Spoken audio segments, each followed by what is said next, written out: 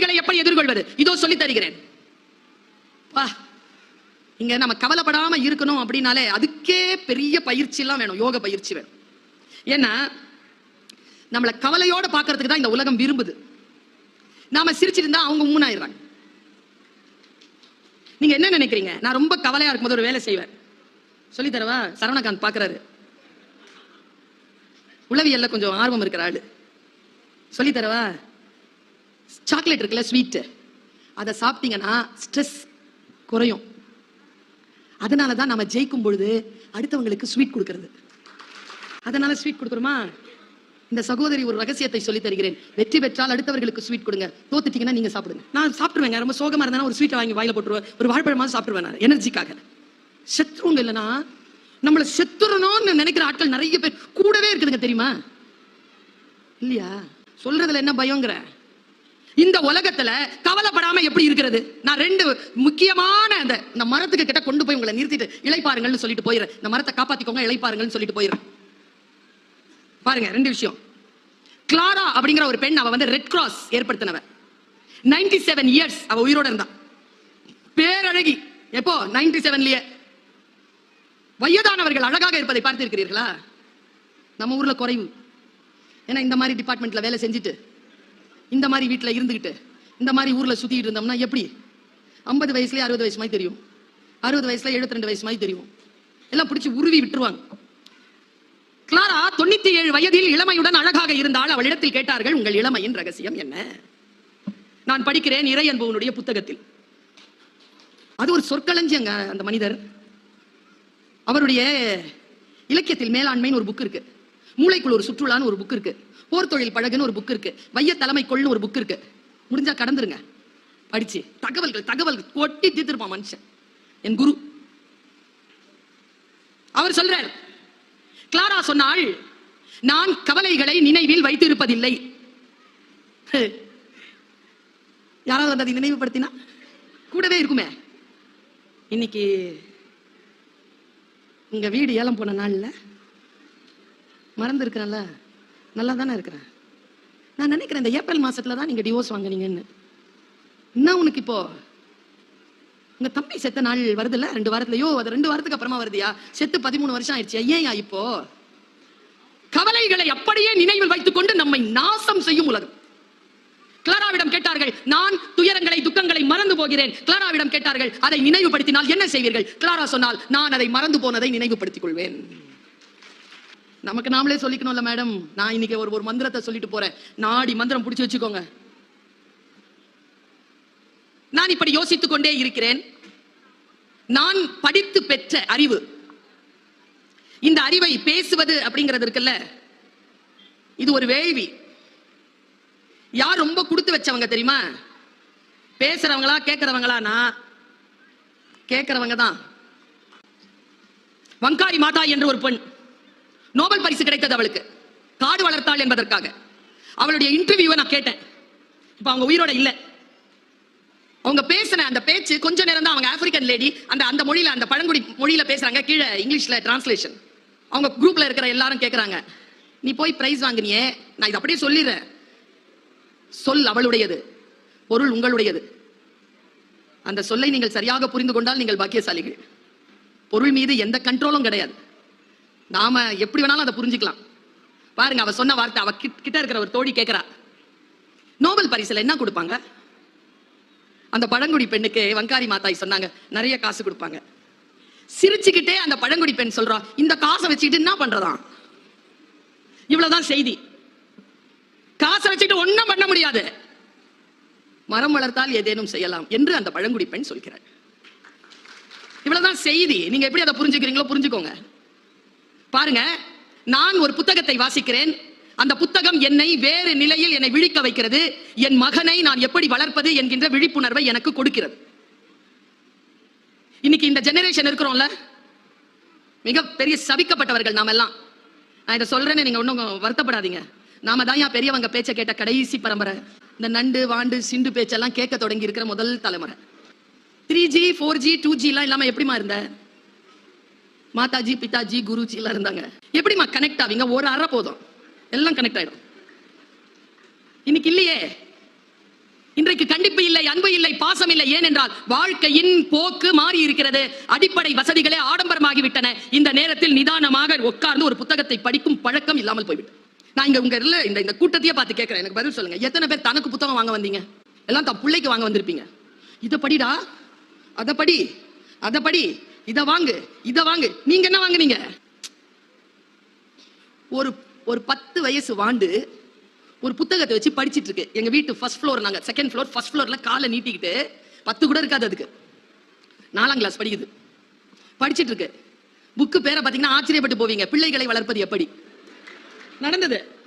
அவங்க அப்பா வாங்கி வச்சிருக்கிறார் அந்த புக்கை. இது வெளியில வந்து படிக்குது. நான் கேட்டேன், ஏ ஃபைசா, நான் படிக்கிறேன் தெரியல, பிள்ளைகளை வளர்ப்பது எப்படின்னு படிச்சு, நீ படிச்சு என்ன பண்ண போற? எங்க அம்மா அப்பா இது படி என்ன வளர்க்குறாங்களான்னு பாக்குறேன். புத்தகத்தை வாசிக்கிறது இருக்குல்ல, நான் ஒரு புத்தகத்தை வாசிச்சேன், பிள்ளைய எப்படி வளர்க்கறதுன்னு தெரிஞ்சு போச்சு. உங்களுக்கு சொல்றேன், கொஞ்சம் லெவல் இங்க இருக்கும், புரிஞ்சுக்கோங்க. இங்க எத்தனை பேர் இருக்கிறீங்க? நான் பட்ட கஷ்டத்தை என் புள்ள பட விட மாட்டேன். இருக்கீங்களா? அவரு மொபைல் பார்த்துக்கிட்டே கையை தூக்குறாரு. நானும் இருக்கிறேன். நான் பட்ட கஷ்டத்தை எங்க அம்மாட்ட ஒரே கேள்வி கேட்டேன். அம்மா, 25 வயசுல நான் என்ன ஆகணும் நான் முடிவு பண்ணிட்டேமா? என் பையன் இன்னும் முடிவு பண்ணாம இருக்கிறாமா? ஏமான்னு கேட்டேன். எங்க அம்மா 82 வயசு, போன வாரம் தந்த பதில், உன்னை நான் கஷ்டப்பட்டு வளர்த்த மாதிரி நீ உன் பிள்ளைய கஷ்டப்பட்டு வளர்க்கல. அது முத்தையும் வைரத்தையும் சாப்பிட்டு வளருது. நீ கஞ்சிக்கு வழி இல்லாம வளர்ந்த, அதனால்தான் நீ வேகமா வளர்ந்த, அவன் ஸ்லோவா வளர்றான். நம்ம பிள்ளை ஏன் நம்மள மாதிரி இல்ல? நான் ஒண்ணு சொல்றேன், இன்னைக்கு சொல்றேன், எழுதி வச்சுக்கோங்க. நீங்க எல்லாம் பிள்ளைய வளர்க்கறத நிறுத்துங்க முதல்ல. அதுங்க வளர்ந்துரும். நாமளே வளர்ந்துட்டோம், அதுங்க வளராதா? வளர்க்கிறோங்கிற பேர்ல நாம செய்யற அநியாயத்தை ஒரு ஆப்பிரிக்க எழுத்தாளன் தன் புத்தகத்தின் முன்னுரையில் எழுதினான். நான் படிச்சு விதிர்த்து போனேன். வாழ்ந்து கெட்ட குடும்பம், வாழ்ந்து கெட்ட குடும்பம்னு கேட்டிருக்கோமா? வாழ்ந்த குடும்பம் எப்படி கெட்டுச்சு? ஆதியில் இருந்த அந்த உழைப்பு, ஆதியில் இருந்த அந்த விருப்பம், ஆதியில் இருந்த அந்த ஆர்வம், ஆதியில் இருந்த அந்த அறிவு, ஆதியில் இருந்த அந்த விழிப்புணர்வு அடுத்தடுத்த காலகட்டங்களில் வசதியான சூழ்நிலைகள் வந்துவிட்டதனால் காணாமல் போய்விட்டால் மீண்டும் சிரமமான சூழ்நிலைக்கு ரவுண்ட் அபவுட் த கிளாக் வந்து சேரும். இது நாம் தலைமுறைக்கு சொல்ல வேண்டாமா? நாம் கற்றுக் கொடுக்க வேண்டாமா? நான் யோசித்து பார்க்கிறேன், நான் பட்ட கஷ்டம் என் பிள்ளை படக்கூடாது. புத்தகம் எனக்கு சொல்லித் தருகிறது. உன் சூழலை கொஞ்சம் குழந்தைகளிடத்தில் வலுப்படுத்து. ரொம்ப இலகுவாலாம் அவங்கள வச்சிருக்காத. ஒரு 1/2 கிலோ வெயிட்ட தூக்கிட்டு ஒரு 2 மாடி ஏற சொல்லுங்களேன் உங்க பிள்ளைய. ஏறிடுச்சுன்னு வச்சுக்கோங்க, நீங்கள் பாக்கியசாலிகள். ஏனென்றால் நீங்கள் முதிர முதிர உங்களை அந்த குழந்தை பார்த்துக் கொள்ளும். அது வெயிட்ட தூக்கிட கூடாது. நீங்க தூக்கிட்டு ஏறினீங்கன்னா நீங்கள் முதிர முதிர அந்த குழந்தையை நீங்கள் தான் பார்த்துக் கொள்ள வேண்டும். மிக மிக வலிமையான மனிதர்களை உருவாக்குவதற்கு சில சிரமமான சூழ்நிலைகளை கொடுத்து பழக வேண்டும் என்று சொல்கிறான் அந்த ஆப்பிரிக்க அறிஞன். புத்தகம் என்னை ஆதியினுடைய ரகசியத்திற்கு கொண்டு போய் நிறுத்துகிறது. நான் இப்படி சொல்கிறேன், நம்முடைய காலகட்டத்தில் நாம் எதிர்பார்த்திராத பல விஷயங்கள் நமக்கு இந்த காலகட்டத்தில் கிடைக்கின்றனவா? நான் இன்றைக்கு உங்களுக்கு 5 விதிகளை சொல்லித் தருகிறேன். சூட்சமமான விதி அது. நீங்க நினைக்கிறீங்களாப்பா இந்த பிரபஞ்சத்திற்கு ஒரு சக்தி இருக்குன்னு எத்தனை பேர் நம்புறீங்க? கடவுள் நம்பிக்கை இருக்கோ இல்லையோ எனக்கு தெரியல. அபிதா நினைச்சிருக்கலாம். குட்டி புக்கு தான், கவிதை தான் எழுதிட்டாங்க. ரொம்ப ஆழமா நினைச்சு. இன்னைக்கு நான் சொல்லட்டுமா, இந்த புத்தகத்தை விட சிறந்த புத்தகங்கள் இன்னும் வெளியிடப்படாமல், மேடை கிடைக்காமல் தவித்துக் கொண்டிருக்கின்றன வெளியில் வருவதற்கு. ஆனால் இந்த புத்தகம் இன்னைக்கு வெளியில வந்துருச்சு. என்ன காரணம் தெரியுமா? எழுதியவர்களின் என்ன பலம் இருக்கா நம்ம கிட்ட? இந்த முயற்சி இருக்கா? 6 நிமிஷம் பேசிட்டு 1 நிமிஷத்துல நான் பேசி முடிக்கிறேன்னு சொல்லிட்டு முடிக்கும் போதும் சொன்னாங்களே அவங்க. அதை தான் நான் பார்த்துட்டே இருந்தேன். எண்ணம் இருக்குல்ல, எண்ணம் இருக்குல்லைங்க. எடுத்த காரியத்தை முடிப்பேன். உன் 5 நிமிடம் என்பது என் வாழ்க்கையில் நான் அடுத்தடுத்த புத்தகங்கள் எழுதுவதற்கு எனக்கு வேண்டும் என்று அபிதா நினைத்தார், வந்தார், எடுத்தார். அடுத்த நிலையிலே அவர் இன்னும் சிறப்பான புத்தகங்களை எடுத்து முன்னால் வைப்பார். இந்த ஆற்றல் நம்ம எத்தனை பேருக்கு இருக்கு? நான் இப்படி சொல்றேன், இந்த பிரபஞ்ச சக்தி இருக்கிறது ரொம்ப வீரியமானது, ரொம்ப வீரியமானது, சும்மா கிடையாது. புத்தகங்களை வாசிக்கின்ற பொழுது யார் எழுத்தாளர்ங்கிறீங்க நீங்க? எழுத்தாளர்களை இயற்கை தேர்ந்தெடுக்கிறது. இந்த கூட்டத்திற்கு வந்துடவே முடியாதபடிக்கு எனக்கு பணி நெருக்கடி சூழல், வந்துடவே முடியாதபடிக்கு என்னுடைய ஷெட்யூல் கேட்டீங்கன்னா நீங்க என்னப்பா இப்படி அலையிறியப்பான்னு சொல்லுவீங்க. நேற்று சென்னை, அதற்கு முன்னால் கடலூர், அதற்கு முன்னால் மதுரை, அதற்கு முன்னால் திருவனந்தபுரம், அதற்கு முன்னால் பர்மா, எல்லாம் ஒரு வாரத்துல. இந்த வயதில் உங்கள் வீட்டு பெண்களை இந்த அளவிற்கு பயணம் செய்து இங்கே வந்து நின்று இப்படி ஓங்காரமா பேச சொல்லுங்க பாப்போம். நான் பேசுவது என் சக்தி நிலை இல்லை. நான் சொல்லட்டுமா யார் சக்தி நிலைன்னு? நீங்க நம்பினா நம்புங்க. என்னால் நின்று பேசிவிடவே முடியாது. ஓங்காரமாக ஒரு வார்த்தையும் வர முடியாது என்கின்ற சூழ்நிலை இருந்தாலும் இங்கே இந்த அவையில் யாரோ ஒருவர் தீவிரமாக யோசித்திருக்கிறீர்கள். பர்வீன் சுல்தான் வரணும், அவங்க பேசணும், அவங்க பேசுறத நான் உட்கார்ந்து கேட்கணும். முடிஞ்சது. பிரபஞ்சம் குறித்து கொண்டது. என்னை கொண்டு வந்து உங்கள் முன்னால் வீசி இருக்கு. இந்தா போ, பேசு போ. ஆற்றல் தானே நான் தருகிறேன், போ. புதிய புதிய செய்திகளை சொல். நான் ஒரு மிக முக்கியமான வார்த்தையை சொல்லுகிறேன். நான் படித்த புத்தகத்தில் இருந்து. சில புத்தகங்களுடைய தலைப்பை நடுங்க வைக்கோங்க. கெவின் மெக்கார்த்தி அப்படிங்கிற ஒருத்தன், அவன் எழுதினாங்க ஒரு புக்கு. எனக்கு தெரிஞ்சு இங்க இருக்கான்னு தெரியல, முடிஞ்ச ஆங்கில புத்தகம் அது, யாரேனும் மொழிபெயர்த்தால் நலம். அவன் எழுதுறாங்க, why good people always have the bad choices. ஏன் நல்லவர்கள் எப்பொழுதும் கெட்டதையே நாடுகிறார்கள். பெண்களுக்கு புரியுதா? ரொம்ப ஜெயிக்கிற பெண்களை பாருங்களேன், மோசமான கூட்டாளியை வச்சிருப்பாங்க. புத்தி அப்படி இருக்கும், சூப்பரா இருக்குங்க. ஜெயலலிதா அம்மாவே நான் அதுல சேர்த்துக்குவேன்.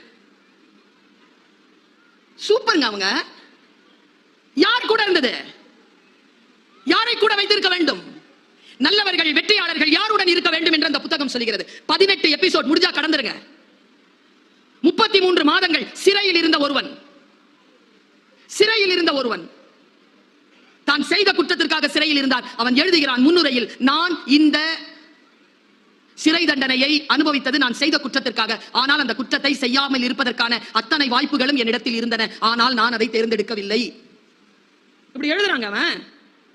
அவன் எழுதுறதுல ரொம்ப எனக்கு பிடிச்சது என்ன தெரியுமா? Blind spot. புத்தகம் என்னை இழைத்துக் கொண்டு சென்று ஆதி சிந்தனையில் நிறுத்துகிறது. மனிதன் எதற்காக தோன்றினான்? அவன் நாகரீகமானவன், அவன் மொழி அறிந்தவன், அவன் கவிதை தெரிந்தவன், அவன் வார்த்தைகளை புரிந்து கொள்ளுகின்றவன். அந்த ஆதி மனிதன், மொழியை உருவாக்கிய ஆதி மனிதன், அவன் சொல்றான் அந்த வார்த்தையை. அப்படியே கடத்த முடிஞ்சா புரிஞ்சுக்கோங்க. பர்வீன் சுல்தான் வாய்ஸ் என்ன தெரியுமா? சில பேருக்கு இந்த கடுமை பிடிக்காது. ஆனா ஐயா நான் சொல்றேன், என்னுடைய வாய்ஸ் 2 தான். ஒன்னு அம்மா வாய்ஸ், ஒன்னு டீச்சர் வாய்ஸ். ரெண்டும் எதுக்குமே அடங்காது, எதுக்குமே பயப்படாது. அதுக்கு நோக்கம் என்னன்னா, தன் புள்ள நல்லா இருக்கணும், தான் ஸ்கூல் கிளாஸ்ல படிக்கிற பிள்ளைங்க நல்லபடியா பாஸ் பண்ணணும், அவ்வளவுதான். 2 நோக்கம் தான். வேற எந்த நோக்கமும் தாய்க்கும் டீச்சருக்கும் கிடையவே கிடையாது. அந்த நோக்கம் தான் என்னுடைய டோன். ஒரு பிளைண்ட் ஸ்பாட்டை சொல்றாங்க அவன். முடிஞ்சா இந்த விஷயத்தை கத்துக்கிட்டு போங்க. ஏன்னா உங்களுக்கு நான் ஏதேனும் ஒன்று தருகிறேன்னு வச்சுக்கோங்களேன், நான் கொஞ்சம் உணர்ச்சி வசப்படுறேன், நான் தர்றேன்னு வச்சுக்கோங்களேன், நீங்கள் வாழ்க்கையில் மறுபடியும் பெற்றுவிட முடியாத அந்த நேரத்தை எனக்காக கொடுத்துட்டு இருக்கிறீங்கல்ல. இங்க ஒரு 500 பேர் இருப்பீங்க, 700 பேர், 800 பேர் இருப்பீங்கன்னு வச்சுக்கோங்களேன். இந்த 800 பேருடைய அரை மணி நேரம் எவ்வளவுங்க? 400 மணி நேரங்க. 400 மணி நேரத்தை வாங்கி கொண்டு நான் பேசுகிறேன் என்றால், என் பேச்சினால் உங்களுடைய வாழ்க்கையில் ஏதோ ஒரு சில விஷயமாவது உள்ள போயிட்டு நீங்க வரணும்ல, அந்த பொறுப்பு வரணும்ல எனக்கு. இதுல இன்னொன்னு, நான் என் வாழ்க்கையில் மறுபடியும் பெற்றுவிட முடியாத அந்த மணித்துளிகளுக்கு தான் இப்பொழுது தந்து கொண்டிருக்கிறேன். அந்த கவனமும் எனக்கு உண்டு. இதை மறுபடியும் என்னால் பெற்றுவிட முடியாது இல்லையா என் வாழ்க்கையில. அவன் 18 எபிசோடு எழுதுறான். 18 எபிசோடும் கருப்பு புள்ளி அப்படின்ற ஒரு பொருளை பயன்படுத்துறான். கருப்பு புள்ளி, பிளைண்ட் ஸ்பாட். அதுல அவன் பட்டியல் போடுறா பாருங்க. அந்த பட்டியலை எனக்கு பிடிச்ச ஒரு 4 பட்டியலை மட்டும் சொல்றேன். செலிபிரிட்டி பிளைண்ட் ஸ்பாட் அப்படின்னா,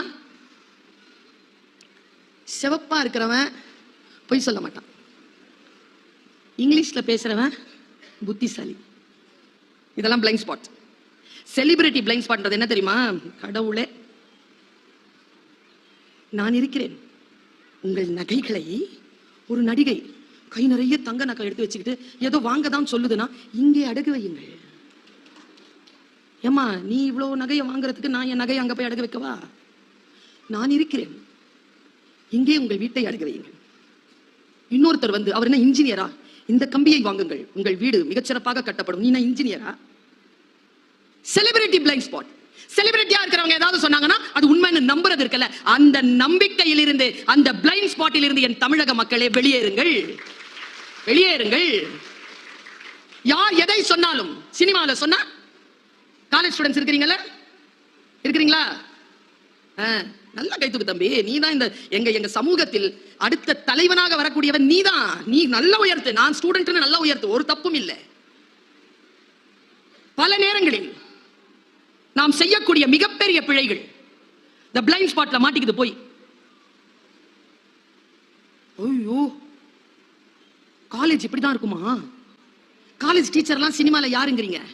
நயன்தாரா மேடம், சாய் பல்லவி மேடம், இவங்க தானே டீச்சர். ரியல் லைஃப்ல யாரு டீச்சர்? நான் தான் டீச்சர் ரியல் லைஃப்ல. அது ரியல், இது ரியல். ரியல் நான் உண்மையாவே டீச்சர் தானே. எனக்கு தெரியும் 17-18 வயசு குழந்தைகளுடைய அறிவு ஏன் தடுமாறுகிறது. அதை தழும்பாமல் காப்பாற்றி அடுத்த தலைமுறைக்கு அவர்களை ஏற்றுவது என்பது ஒரு ஆசிரியருக்கு எவ்வளவு பெரிய கடமை என்பதை உணர்ந்து நான் இங்கே பேசிக் கொண்டிருக்கிறேன். குழந்தைகளே, புத்தகத்தை வாசியுங்கள். வாசிக்கிற பழக்கம் இருந்தா நிதானம் வரும். எதையும் பாரு அப்படின்னு சொல்ல மாட்டேன், புரிஞ்சுக்குவேன்.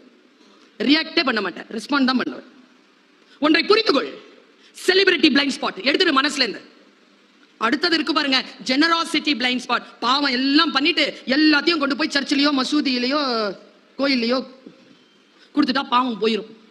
ஜெனராசிட்டி. ஒரு குழந்தை கல்யாணம் பண்ணி வச்சிடலாம், ஒரு குழந்தைக்கு படிப்பு சொல்லி கொடுத்துடலாம், ஒரு குழந்தைக்கு நல்லது செஞ்சா ஜெனராசிட்டி பிளைண்ட் ஸ்பாட். இந்த கோயிலுக்கு இது செய்ய வேண்டும், அந்த சர்ச்சுக்கு அதை செய்ய வேண்டும், இந்த பைத்துல் மாலுக்கு இவ்வளவு கொடுக்க வேண்டும் என்றால் உன் பாவங்கள் மன்னிக்கப்படுமா? Generosity blind spot. அடுத்து சொல்றான் பாருங்க, பெண்களே, ஜெண்டர் பய பிளைண்ட் ஸ்பாட். ஜெண்டர், அது பொம்பளை பிள்ளை, அது செய்யாது, சூப்பரா செய்யும், சூப்பரா செய்யும், பொய்யே சொல்லாது, சூப்பரா சொல்லும். 4 பேரோட சேர்ந்து தான் அது கெட்டு போகுது. 4 பேருக்கு லீடரே அதான். நாங்க அந்த காலேஜ்ல தானே வரோம். Blind spot. உங்க எல்லாருக்குமே சொல்றேன், இந்த பிளைண்ட் ஸ்பாட் தெரிந்ததனால் சொல்லுகிறேன். பெண் குழந்தைகளே, கவனம். ஏன் கவனம் என்கிறேன் தெரியுமா? நம்ம எல்லாருக்குமே வீட்டுல எல்லா பசங்களுக்கும் சாக்லேட் கிடைக்குதுன்னா நமக்கு மட்டும் எக்ஸ்ட்ரா சாக்லேட் கிடைக்கும். பெண் குழந்தைங்கிறதுனால வீட்டுல இந்த ஜெனரேஷன்ல சொல்றேன், நமக்கெல்லாம் கிடைக்கல. இந்த ஜெனரேஷன் குழந்தைகளுக்கு எக்ஸ்ட்ரா சாக்லேட் கிடைக்குது. இந்த பழக்கத்தில் என்ன பண்ணுதுங்க, வெளியில போய் அதே எக்ஸ்ட்ரா சாக்லேட்டை எக்ஸ்பெக்ட் பண்ணுதுங்க. வீட்டுல இருக்கிற பெற்றோர்கள் எக்ஸ்ட்ரா சாக்லேட் கொடுத்தா அதுக்கு அன்பு மட்டும் தான் காரணம். வெளியில் இருக்கிறவன் உனக்கு எக்ஸ்ட்ரா சாக்லேட் கொடுத்தால் அவனுக்கு என்று மறைமுகமாக சில தவறான எதிர்பார்ப்புகள் உண்டு என்பதனை நீ புரிந்து கொள். Don't expect extra chocolate outside. Blind spot. Gender blind spot. Biased blind spot. அவன் அடுக்குகிறான், நான் யோசிக்கிறேன், புத்தகங்கள் என்னை சீர்படுத்துகின்றன, என்னை வழிபடுத்துகின்றன. நான் சில விஷயங்களை சொல்லுகின்ற பொழுது நான் 5 விதிகளை உங்களுக்கு சொல்லுகிறேன் என்றேன். இன்றைக்கு நீங்கள் உங்கள் வீடுகளுக்கு செல்லும் பொழுது இந்த சகோதரி தந்த இந்த 5 விதிகளை மனதில் எடுத்துக்கொண்டு செல்லுங்கள். நான் வாசித்த புத்தகங்களிலேயே நான் நிரம்ப என்னை வழிபடுத்துகின்ற எதுவோ அதை நான் நெஞ்சிலே சுமந்து வந்து மக்களுக்கு தருகிறேன். யாரோ பேசியதை அப்படியே அடுத்தவர்களுக்கு பேசி கடப்பதல்ல என்னுடைய ஸ்டைல். நான் வாசித்து நான் உணர்ந்து இது உண்மை என்று தெரிந்ததற்கு பிறகு நான் எனக்கு அதை பரிசோதித்து விட்டு பிறகுதான் சொல்கிறேன். நான் இங்க நின்றுட்டு இருக்கிறது ஒரு சப்ஜெக்ட், என் லைஃப் ஒரு சிலபஸ். நான் பிடி டீச்சரா பென்சில்ல தான் ஆரம்பிச்சேன் என் லைஃப.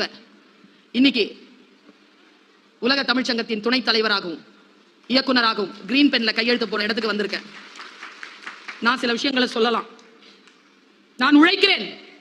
இந்த உழைப்பில் ஒருவேளை உங்கள் பிரார்த்தனையும் என் உழைப்பும் சேர்ந்தால் இந்த கிரீன் பென்ல இருக்கக்கூடிய கிரீன் இங்கின் அதிகாரம் கூடும். அதான் நோக்கம். ஏன் தெரியுமா? தமிழர்களிடத்தில் தமிழ் வாழ வேண்டும் என்றால், இன்றைக்கு சொல்லுகிறேன், வீட்டிற்கு எழுத்து செல்லுங்கள். தமிழ் வாழ வேண்டும் என்றால் தமிழ் பொருளாதாரத்தில் உயர்ந்தவர்களிடமும் அதிகாரத்தில் உயர்ந்தவர்களிடமும் போய் சேர வேண்டும். அவர்களிடத்தில் தமிழ் இருந்தால்தான் தமிழ் அடுத்த தலைமுறைக்கு மிகச்சிறப்பாக கடத்தப்படும் என்பதில் உறுதியுடன் இருக்கிறேன் நான். அதிகார படைத்தவர்களும் செல்வந்தர்களும் தமிழை கையில் எடுக்க வேண்டும். பாருங்க, 5 விதிகளை சொல்கிறேன். இந்த பிரபஞ்சத்தில் நாம் எதை செய்தாலும் அது நமக்கே திரும்பி வந்து சேரும். நாமே பொறுப்பு. நீங்க எதை செய்றீங்களோ அது உங்களுக்கு வரும். நாம் செய்யும் தவறுகளை பெரியவர்கள் மன்னிக்கலாம், தவறுகள் நம்மை மன்னிப்பதில்லை. அதை புரிஞ்சுக்கணும். பிரபஞ்சத்தில் நாம் எதை செய்தாலும் அது நமக்கு திரும்பி வரும். ஆதி செய்தி. 2வது, வாழ்வில் எதுவும் அதுவாக நடப்பதே இல்லை, நாம் தான் நடத்தி காட்ட வேண்டும். எல்லாம் மேல இருக்கிறவங்க பார்த்துப்பான், நாம் தான் நடத்தி காட்ட வேண்டும். 3, சிலவற்றை ஏற்றுக்கொண்டால் மட்டுமே மாற்றம் நிகழும். 3வது விதி, நாம் மாறும்போது நம்மை பின்பற்றி நம் வாழ்வும் மாறும். நம்புகிறீர்களா? ஒரே மாதிரியா நீங்க இருந்தீங்கன்னா உங்க வாழ்க்கை மாறாது. கொஞ்சம் உங்களுடைய வாழ்க்கையை நீங்க கொஞ்சம் மாத்திக்கணும். அப்படி மாத்திக்கணும்னா கொஞ்சம் அறிவு மேம்படணும். அறிவு தானா மேம்படாது. அறிவுக்கும் கல்விக்கும் இருக்கிற வித்தியாசத்தை சொல்லவா? இன்னைக்கு காலையில கூட மாபெரும் தமிழ் கனவுல ஒரு பொண்ணு கேட்டா ஏன் படிக்கணும்னு. திக்குன்னு ஆயிடுச்சு எனக்கு. இதை ஏன் அந்த பாப்பா கேட்குது தெரியுமா?